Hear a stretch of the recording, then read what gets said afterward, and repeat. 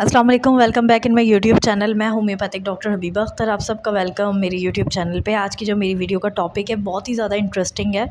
अक्सर लोग देखते हैं सीबीसी करवाते हैं, यानी कंप्लीट ब्लड काउंट, एक रिपोर्ट होती है, ब्लड टेस्ट होता है, ये करवाते हैं। तो उसमें कुछ कंपोनेंट्स होते हैं जो आम लोगों को समझ नहीं आते, और कुछ जो मेडिकल से रिलेटेड स्टूडेंट्स होते हैं उनको भी समझ नहीं आते। तो आज की ये मेरी वीडियो उन कंपोनेंट्स पे है। तो ये वीडियो मैं एक ही साथ नहीं बताऊंगी, मैं थोड़ा थोड़ा करके डिफ़ाइन करूंगी। कुछ कंपोनेंट्स को आज बताऊँ, कुछ चीज़ों को जो ब्लड में मौजूद होती हैं उन चीज़ों को आज डिस्कस करूंगी, और कुछ को मैं कल डिस्कस करूंगी, और कुछ को इसी तरीके से मैं 2-3 पार्ट्स में ये वीडियो बनाऊंगी, ताकि आपको बहुत ज़्यादा भारी भी ना लगे, और अगर आप डेली की बेस पे वो चीज़ याद कर रहे हैं तो आपको वो याद भी हो जाए और आपको समझ भी आ जाए। तो ये वीडियो आपके लिए यकीनन बहुत ज़्यादा इन्फॉर्मेटिव होने वाली है, और आपको हो सकता है कुछ नई बातें भी इस वीडियो के थ्रू पता चलें। तो आपने वीडियो पूरी देखनी है, बिल्कुल भी स्किप नहीं करनी। तो चलें स्टार्ट करते हैं video. Doctor Habiba Akhtar DHMS RHMP खवातीन के मखसूस और पोशीदा अमराज का इलाज, जिल्दी अमराज, चेहरे के दाग धब्बे, सीने के अमराज, लिकोरिया, बच्चों में भूख का न लगना, बवासीर, इन तमाम अमराज का कामयाब इलाज के लिए हमारे क्लिनिक विजिट करें। डॉक्टर हबीबा अख्तर, रोजाना दोपहर 2 बजे से शाम 5 बजे तक। Time homeo Unani store and clinic. Address matric board office, Jinnah university gate के बराबर। तो आज की मैं अपनी इस वीडियो में हीमोग्लोबिन, RBCs, MCV क्या होते हैं उनके बारे में बात करूंगी। हीमोग्लोबिन क्या होता है, यानी ब्लड रिपोर्ट में एक नाम लिखा हुआ आता है हीमोग्लोबिन, लोग बोलते हैं ब्लड है ये। तो RBCs क्या, RBCs भी तो ब्लड की ही कंपोनेंट्स है, यानी ये तमाम चीज़ें जो होती हैं ना, बेसिकली इन सब से मिलके ब्लड बनता है, जिसको हम ब्लड का नाम दे पाते, कैप्शन दे पाते हैं कि ये ब्लड है भाई। तो ब्लड का एक कंपोनेंट होता है, एक बहुत ही अहम चीज़ होती है जिसको हम हीमोग्लोबिन कहते हैं। हीमोग्लोबिन जो होता है हमारे ब्लड को, सबसे इम्पॉर्टेंट काम क्या है इसका, हमारे ब्लड को लाल कलर देना। जब हमारा जो ब्लड है वो लाल कलर का है तो समझ लें हमारे ब्लड में हीमोग्लोबिन मौजूद है। या जिन इंसेक्ट्स में, या जिन, आपने देखा होगा अक्सर ब्लड वाइट निकलता है तो उनमें हीमोग्लोबिन मौजूद नहीं होता। ये प्रैक्टिकल मैंने अपने सेकेंड ईयर में किया था कॉकरोच का। तो उसमें उसका जो ब्लड था वो था ही नहीं, उसमें ब्लड ही नहीं था। तो हम बड़ा परेशान हो गए, हमने अपनी टीचर से पूछा, तो हमारी टीचर ने तब बताया इसमें हीमोग्लोबिन नहीं होता, जिसकी वजह से इसका जो ब्लड है वो लाल नहीं होता। तो तब से ये बात मुझे याद थी। हीमोग्लोबिन होता क्या है, अब अगर हम इसकी बात करें, बेसिकली ये एक तरीके का प्रोटीन होता है जो कि हमारे RBCs के अंदर मौजूद होता है। RBCs वो होते हैं जो हमारे लंग्स से ऑक्सीजन को कैरी करके हमारे पूरे बॉडी पार्ट तक लेके जाते हैं, उनको पहुंचाते हैं, जिससे हमारे हर सेल्स में ऑक्सीजन मौजूद होती है, पता है आपको, और हम अच्छे से ब्रीथ कर पाते हैं, प्रॉपर ब्रीथ कर पाते हैं। तो हीमोग्लोबिन का ये हीमोग्लोबिन होता है, और काम जैसे कि मैंने आपको बताया कि एक तो ये ब्लड को रेड कर, अगर इसका लेवल हमारी बॉडी में कम हो जाए ना, हीमोग्लोबिन कम आ रहा हो, तो ये इंडिकेट करेगा ब्लड डिसऑर्डर का, यानी एनीमिया का, ब्लड की कमी हो गई हमारी। एनीमिया यानी ब्लड की कमी होना, मेडिकल टर्म में कहते हैं। तो वो एनीमिया की बहुत सी वजूहात हो सकती हैं। सबसे पहले तो जो है वो इंजरी हो सकती है, कोई इंजरी है, अगर इंजरी की वजह से ब्लड लॉस्ट हुआ है, या किसी सर्जिकल प्रोसीजर की वजह से ब्लड लॉस्ट हुआ है। अगर अब मैं डिजीज़ की बात करूं, जैसे सिकल सेल एनीमिया है, उनकी वजह से हीमोग्लोबिन की कमी हो सकती है। इसके अलावा थैलेसीमिया के पेशेंट्स में हीमोग्लोबिन की कमी हो सकती है।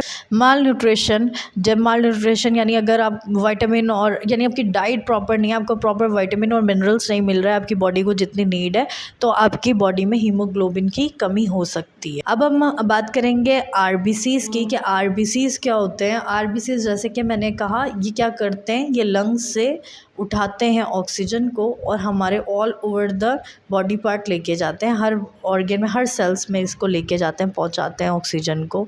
यानी ये ट्रांसपोर्टेशन का काम करता है। ट्रांसपोर्टेशन के काम के अलावा RBCs, यानी अच्छा यहाँ पे एक और बात बहुत अच्छी समझने वाली है, हमारी बॉडी में ऑक्सीजन का जो लेवल है, यानी डिपेंड करता है किस पे, RBCs पे। और मेल्स में फीमेल के मुकाबले में RBCs का लेवल ज़्यादा होता है, सेम एज हीमोग्लोबिन भी मेल्स में ज़्यादा होता है फीमेल्स के मुकाबले में। अगर RBCs का लेवल आरबीसीज का लेवल हमारी बॉडी में ज़्यादा होना या कम होना दोनों ही एबनॉर्मेलिटी इंडिकेट करता है। अगर हमारी बॉडी में आरबीसीज का लेवल ज़्यादा हो जाए तो ये इरेथ्रोसाइटोसिस या पॉलीसिथीमिया, ये दोनों एक ही चीज़ें हैं, इसके दो नाम हैं, उसको इंडिकेट करता है। इस कंडीशन में जो हमारा बोन मैरो होता है वो एबनॉर्मल ग्रोथ करना शुरू कर देता है आरबीसीज के, यानी ज़्यादा प्रोड्यूस करना शुरू हो जाता है। जो आरबीसीज हैं वो बोन मैरो के थ्रू प्रोड्यूस होते हैं। इसके साथ ही ये जो इरेथ्रोसाइटोसिस वाली कंडीशन है ये बेसिकली होती है अगर कोई ओवरवेट है, स्मोकिंग बहुत ज़्यादा करता है, इसके अलावा अल्कोहल का बहुत ज़्यादा इस्तेमाल करता है, और साथ ही अगर कोई मेडिसिन ऐसी लेता है जो कि डायूरेटिक, जैसे डायूरेटिक टाइप मेडिसिन है, अगर कुछ मेडिसिन के थ्रू भी हमारी बॉडी में आरबीसीज का लेवल बढ़ सकता है, जिनमें डायूरेटिक मेडिसिन जो है मोस्ट कॉमन है, यानी वो मेडिसिन जो कि हाई ब्लड प्रेशर में ली जाती हैं यूरिन ज़्यादा से ज़्यादा पास आउट करवाने के लिए, तो उनकी वजह से ये आपको कंडीशन हो सकती है। ये जो कंडीशन है इरेथ्रोसाइटोसिस वाली, बेसिकली ये स्लो ग्रोइंग कैंसर भी है, ब्लड कैंसर, यानी ये स्लो हमारी बॉडी में ब्लड कैंसर की तरफ हमें लेके जा सकता है। तो अल्लाह ताला हमें इन बीमारियों से महफूज रखें, आमीन सुम्मा आमीन। और अगर हमारी बॉडी में आरबीसीज का लेवल कम हो जाए, जिसकी वजूहात क्या होती हैं, मालन्यूट्रिशन यानी विटामिन और मिनरल्स की कमी हो जाना बॉडी में, अगर आपको कोई इंटरनल ब्लीडिंग हो रही है तो इंटरनल ब्लीडिंग की वजह से भी आपकी बॉडी में आरबीसीज की डेफिशिएंसी हो सकती है। अगर कोई किडनी डिसऑर्डर है, यानी किडनी का कोई आपको इशू आ रहा है, कोई मसला आ रहा है, तो उसकी वजह से भी आपकी बॉडी में आरबीसीज का लेवल कम हो सकता है। तो यानी आरबीसीज अब कम आएंगे तो आप इंडिकेट कर सकते हैं हमारी बॉडी में क्या मसला आ रहा है। अच्छा, मिनरल और विटामिन्स की मैंने बात की, जिसमें जो बेसिक्स हैं वो आयरन है, फॉलिक एसिड वगैरह है, B6 और B12 मोस्ट इम्पॉर्टेंटली, यानी B6 और B12 की आपकी बॉडी में डेफिशिएंसी हो रही होगी, या आपकी बॉडी में डेफिशिएंसी हो रही होगी फोलेट की, यानी फॉलिक एसिड की डेफिशिएंसी हो रही होगी, तो आपको आरबीसीज के लेवल का बॉडी में आपकी कम हो सकता है। अब हम बात करते हैं एमसीवी की। ब्लड में ही एक कंपोनेंट होता है एमसीवी, ब्लड रिपोर्ट जो सीबीसी होती है, उसमें हीमोग्लोबिन होता है, आरबीसीज होते हैं, एमसीवी भी होते हैं। तो वो जो एमसीवी होते हैं वो होता क्या है, बेसिकली मेन कर्पस्क्यूलर वॉल्यूम होता है। ये बेसिकली आरबीसीज के साइज़ को इंडिकेट करता है, यानी ये आपको आरबीसीज के साइज़ में अगर कोई मसला आ रहा होगा तो ये आपको उसके बारे में बताएगा कि आरबीसीज का साइज़ बढ़ गया या छोटा हो गया। तो अगर एमसीवी आ जाए तो आपके जहन में फ़ौरन आना चाहिए यहाँ पे आरबीसीज के साइज़ की बात चल रही है। इसके साइज़ कम हो यानी कम आ रहा हो, जिसको हम माइक्रोसिटिक एनीमिया भी कहते हैं, यानी अगर एमसीवी का लो आ रहा हो तो वो माइक्रोसिटिक एनीमिया है। ये किस वजह से हो सकता है, ये थैलेसीमिया की वजह से हो सकता है, आयरन डेफिशिएंसी की वजह से हो सकता है, ये जेनेटिक डिसऑर्डर की वजह से हो सकता है, यानी अगर आपके जेनेटिक्स में ऐसा कोई डिसऑर्डर रहा है तो ये उस वजह से भी हो सकता है। अब अगर आरबीसीज का साइज़ बढ़ जाए, इंक्रीज़ हो जाए, तो हम उसको कहेंगे मैक्रोसिटिक, यानी कम हो जाना माइक्रोसिटिक, बढ़ जाना मैक्रोसिटिक। ये टर्मिनोलॉजी आपको याद करनी पड़ेगी जो मेडिकल से रिलेटेड है। जो नहीं है, जो अपनी रिपोर्ट्स को अच्छे से पढ़ना चाहते हैं, ये वीडियो जैसे कि मैंने कहा था उनके लिए भी बहुत ज़्यादा इन्फॉर्मेटिव होगी। तो ये माइक्रो और मैक्रो के बारे में आपको समझ आ गया। अब मैक्रोसिटिक एनीमिया की भी कुछ वजूहात होती हैं, दोनों में डिफरेंस है, एक में बढ़ रहा है साइज़, एक में कम हो रहा है। तो जिसमें कम हो रहा था उसमें मैंने आपको क्या बताया, आयरन डेफिशिएंसी, जेनेटिक डिसऑर्डर या थैलेसीमिया, इसके जो कॉजेज़ हैं वो बिल्कुल डिफरेंट है। इसमें आपको विटामिन B12 की डेफिशिएंसी होगी बॉडी के अंदर, आपको शुगर पेशेंट हो सकते हैं, यानी आपको हाइपरग्लाइसेमिया के आप पेशेंट हो सकते हैं। इसके अलावा अगर लीवर कोई डिजीज़ है, यानी अगर लीवर का कोई आपको मसला आ रहा है, कोई इशू आ रहा है, तो उसमें भी आपके जो एमसीवी हैं, यानी आपके जो आरबीसीज हैं, उनके जो साइज़ है वो बढ़ सकता है, एमसीवी बढ़ सकते हैं, इंक्रीज़ हो सकते हैं सीबीसी की रिपोर्ट में। तो आपका माइंड इन तमाम जगहों पे जाना चाहिए। इसके साथ ही अगर किसी ना किस्म का पेशेंट को बोन मैरो का मसला आ रहा है, कोई बोन मैरो डिसऑर्डर है, यानी जो बोन मैरो है वो साइज़ बड़ा ही प्रोड्यूस कर रहा है उनका, यानी प्रीवियस कोई कॉज नहीं था, ये कॉज हो सकता है। इसके साथ ही स्मोकिंग, अच्छा स्मोकिंग जो है वो बहुत ज़्यादा, मैंने प्रीवियस हीमोग्लोबिन में भी बताया आपको, आरबीसीज में भी बताया, बहुत ज़्यादा रोल प्ले करती है, क्योंकि इसमें निकोटीन होता है, वो जो निकोटीन होता है वो बॉडी को डैमेज कर रहा होता है। अगर स्मोकिंग आई है तो अल्कोहल भी आएगा, यानी अल्कोहल की वजह से, क्योंकि देखें कॉजेज़ पे कॉजेज़ बनते हैं। जैसे कि अगर आप अल्कोहल बहुत ज़्यादा लेते हैं तो आपका लीवर डैमेज हो सकता है, आपका लीवर डैमेज होगा, आपके जो आरबीसीज़ का साइज़ है वो बढ़ सकता है।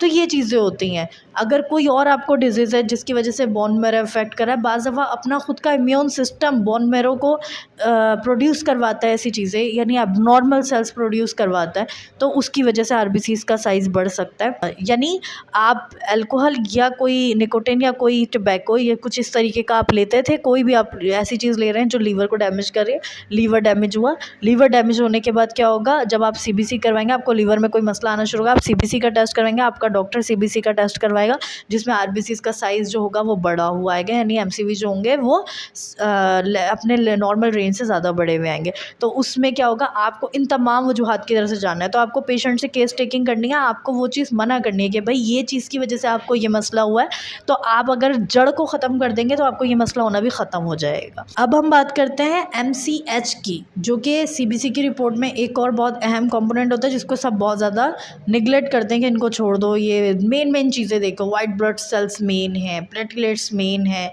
आरबीसीज मेन है, हीमोग्लोबिन मेन है, लेकिन मैं अब आपको समझ आ रहा होगा इस वीडियो के बाद, ये वीडियो देखने के बाद, कि ये भी बहुत अहम कंपोनेंट है, इनको हम इग्नोर नहीं कर सकते। तो जो MCH है, जो कि जिसका नाम है मेन कर्पस्क्यूलर हीमोग्लोबिन, जैसे कि MCV किसके साइज़ को मेजर कर रहा था, आरबीसीज के, तो MCH किसके साइज़ को मेजर करेगा, हीमोग्लोबिन के। इस तरीके से आपको याद रखना है, यानी मेन कर्पस्क्यूलर हीमोग्लोबिन, ये हीमोग्लोबिन के साइज़ को मेजर करेगा। अगर इसका लेवल लो आ रहा है तो मतलब क्या है, जो हीमोग्लोबिन है उसमें हमारे ब्लड में आयरन डेफिशिएंसी हो रही है, जिसकी वजह से हीमोग्लोबिन कम आ रहा है। और अगर ये हमारी बॉडी में ज़्यादा आ रहा है ना, इसका लेवल ज़्यादा आ रहा है, हाई हुआ है, तो इसका मतलब है हमारी बॉडी में फॉलिक एसिड की डेफिशिएंसी हो रही है। तो ये चीज़ें होपफुली आपके लिए इंफॉर्मेटिव रही होंगी। तो अगर आपके लिए वीडियो इंफॉर्मेटिव रही है तो काइंडली ज़रूर मेरी वीडियो को लाइक करें, मेरे चैनल को सब्सक्राइब करें। Thank you so much. अल्लाह हाफिज़। नेक्स्ट वीडियो में मिलेंगे नेक्स्ट ब्लड के और कंपोनेंट्स के साथ। तो थैंक यू सो मच। अल्लाह हाफिज़।